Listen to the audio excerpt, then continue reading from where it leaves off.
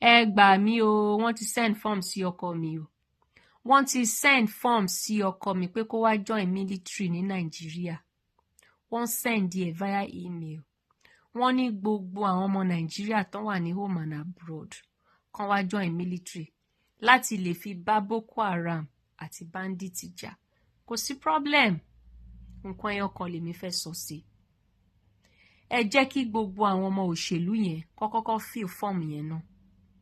Nítorí pé mo nígbàgbọ́ pé gbogbo wọn tó jẹ́ ọmọkùnrin ni wọ́n send form yẹn sí. Káwọn kọ́kọ́ fill form yẹn kán máa lọ ṣe training. Tá bá ti ń rí wọn nínú news pé wọ́n ti ń ṣe training, tán ti fẹ́ lọ bá Boko Haram jà, tán dẹ̀ ti wà successful nínú training yẹn, màá wá consider bóyá ọkọ mi máa lọ tàbí kò ní lọ. In fact, èmi gan lè join ọkọ mi. Màá join ẹ̀ láti wá bá Boko Haram àti bandit jà.